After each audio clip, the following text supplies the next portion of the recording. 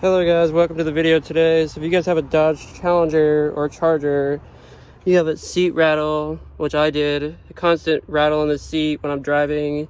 It got so annoying that I just ended up pulling the seat out. As you can see, all the other seats are still in here.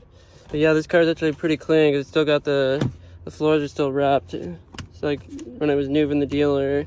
But at least I know this wasn't a flood car because you got all these. Because this car is originally brand new from Tennessee. Obviously, around the time when this car was made in 2019, there was some severe weather over there, so I had to double check into the car. And this one, luckily, it's definitely not a flood car because I went and pulled the seat out.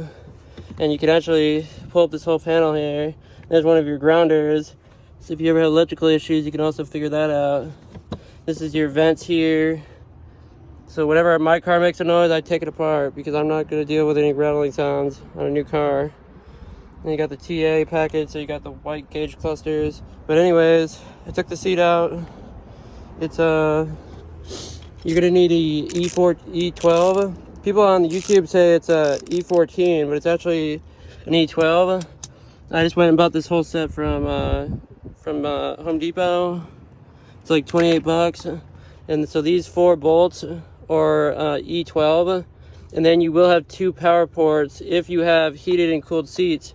If you have heated and cooled seats, you'll have the additional power port here, and then here, this is the module that controls the seat. It's this the yellow port.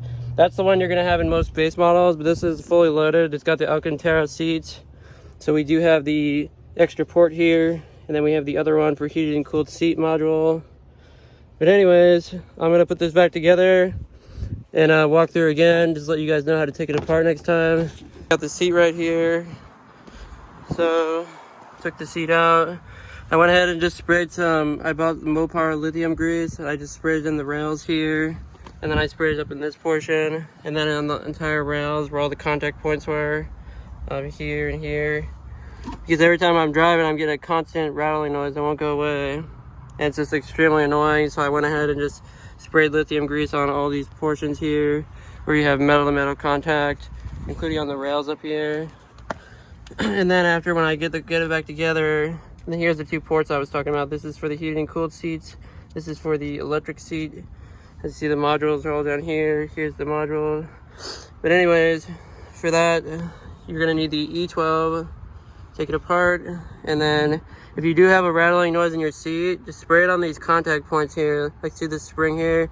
Go ahead and spray it on that section, this section, and then also on your rails here if you are getting a constant rattling noise.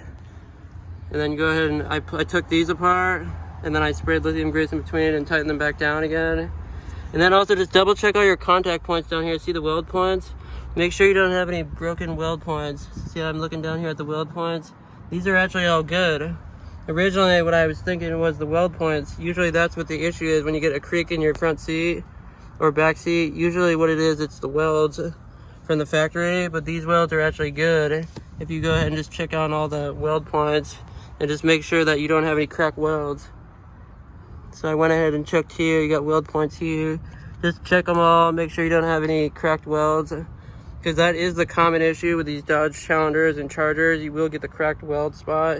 So just double check everything.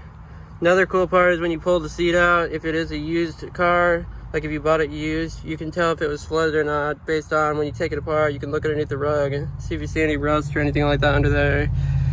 But anyways, I'll go ahead and put this back together and show you guys how it looks after. So yeah, another thing I want to mention is before you go take the seat out, you're going to want to go ahead and take that headrest off. You are going to have the one switch here, and you're going to have this inner switch here. You're going to want to hold that at the same time, and the headrest will pop right out. Another thing is you're going to want to lower the seat all the way down, press down on here, lower the seat all the way to the ground before you go and take it out. It's going to make it a lot easier and have more room to take it out. So right now I'm just lining up these. I'm going to line these up after I go ahead and plug this power back in. So we have the yellow, this is the power.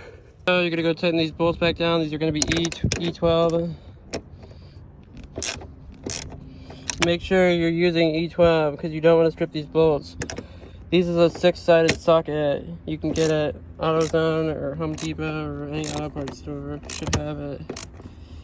You don't want to strip these bolts out because if the dealer needs to take it apart next time, or you need to take it apart, you want to make sure that obviously the bolts are not screwed.